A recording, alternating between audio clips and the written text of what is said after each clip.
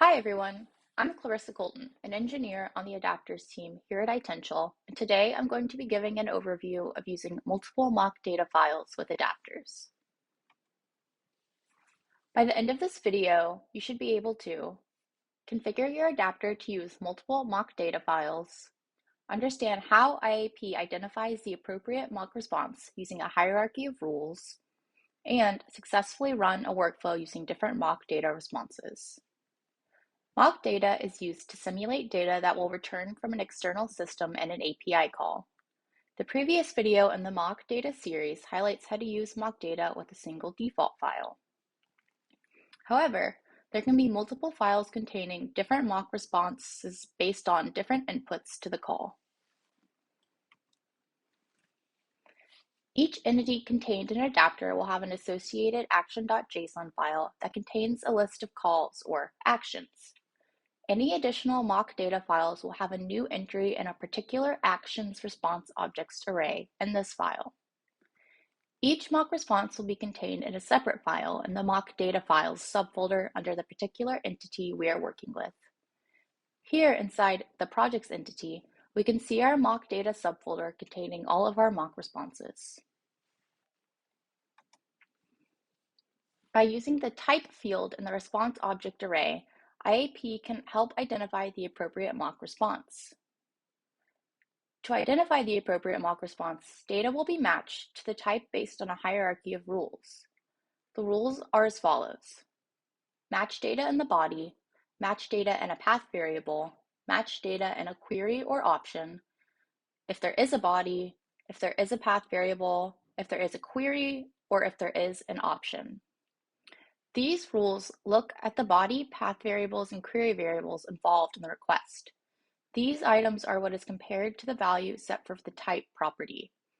For items 4 through 7, the with body, with path, etc. is what would be set as the type.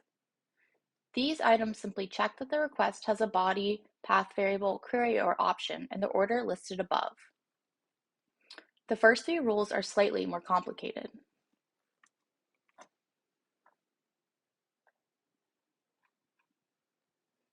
As the rules state, the first step tries to match data in the request body. To represent the key :value format in the type variable, we will use a dash rather than the colon symbol. For example, if there is a portion in the request body that contains the property path with value myProject, we would have path-myProject as the value for type in the response object. This will indicate that the request maps to the mock data file we have included for the mock file property.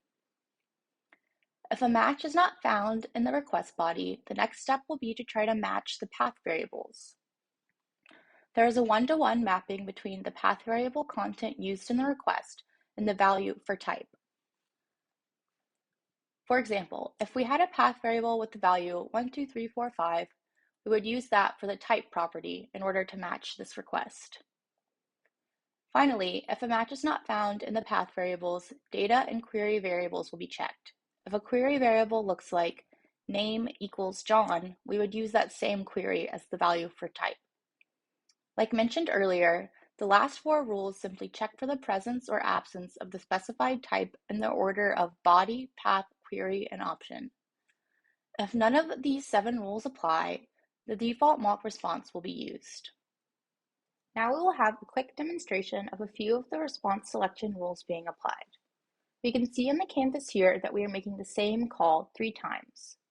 This adapter has stub mode turned on, so the mock responses we have saved will be used. The first call demonstrates the first rule, matching data in the body.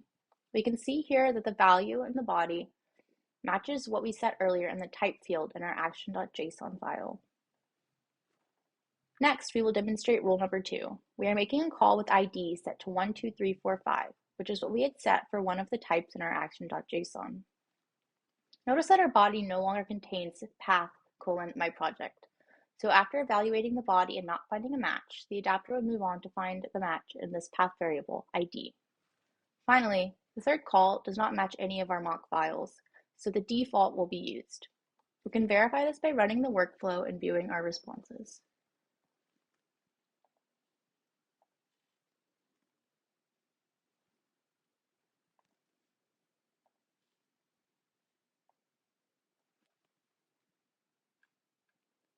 Thank you for tuning into part 2 of the mock data series. For additional resources, please visit docs.itential.com and select open source. There you will find detailed information on what we just reviewed under the mock data category.